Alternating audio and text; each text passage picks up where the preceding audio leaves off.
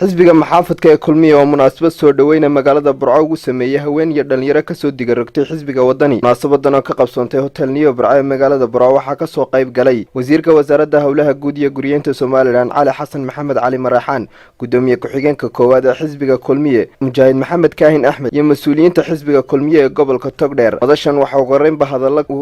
ugu horeynba waxa ka hadlay dhalinyarada ku soo biirtay xisbiga Kulmiye iyo mas'uuliyiin ka tirsan xisbiga Kulmiye ay isku deegaan yihiin dhalinyarada waxana hadaladoodii kamid ahaa daanu markii hore wadan ahayn imika istaghfirullah baan leen kadib aan u diga roganay xisbiga cadaaladda oo haya dalka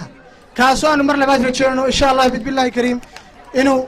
talada mar labaad noo qabto hadaanu dhahay dhalinyarada Arab bari in aanu xisbigeena Kulmiye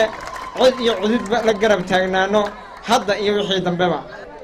hadaanu nahay anagu dhalinyartii Arab bari hore ugu jiri jirtay xisbiga wadani ku jiri jirtay waxaan idin sheegayaa maanta wadani waxba inooma hayo cadaalad daran ku tirsanayna waxyaabo badan oo horaan ku soo aragnay xisbigayga Kulmiye ayaan maanta ku soo biirnay in kastaanu habaabsaneen markii hore dhalinyarada beesha Arab bari ku soo dhawaada gamcafro inamiya hablaba gamcafro ku soo dhawaada leeyahay welcome xisbigu waa xisbigiini xisbi la kala leeyahay maaha soo Kulmiye ma tiidin سوعد كسين ما ينام مصباح عبدي سوديار ما تيدين بلن كانوا وحوي يصدح توقع بيشة مسؤولين حزبك كلمية قبل كتوغدير وزير وزارة هولها جودية جورينتا علي مراحان يقدم يكحجين كواد حزبك كلمية محمد كاهن أحمد يقولون مضشة سكشر حكرتدا يعود هو جامين هذا شرحين حزبك كلمية إليهين وحنا هذا لدو دي كمدها الله هذه عاد بان دين سودا وينينا هذا قرتين جوشي ماشي كم وقطو وحنا دلنا هاي سودا وهذا ما يلينو ما أقبلينو ما نجينو إن ما أنت أينو رجينو جوده جانك حمر إنو جوده ما يلينو ما نجول يسنا يعني إن شاء الله وقتن كان نك خيامين يا مجول يسن دونه إن سودويه مكسون لغضي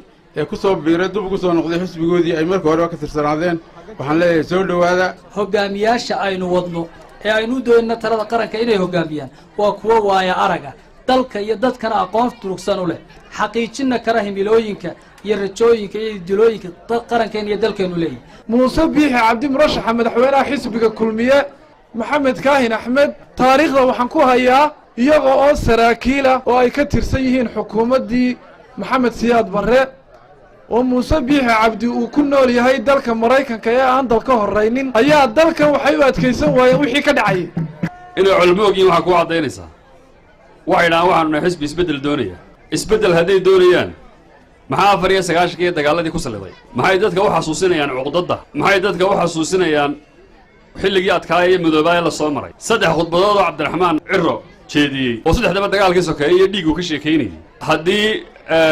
ummadda Soomaaliland si fiican ugu fiirsato tartankaba uu kaga bixi lahaa waxaan si qalbi furan oo niyad furan idinku soo dhaweynayaa xisbiga Kulmiye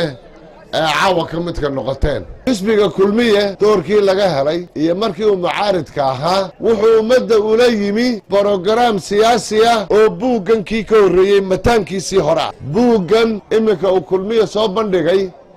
waxa ka horeeyay buugii ka horeeyay ee uu barnaamijka siyaasiga ummadda ugu soo jeediyay 7 sanadood talada hayay waxa qodob loo fuliyay barnaamijkii ku qoraa buuga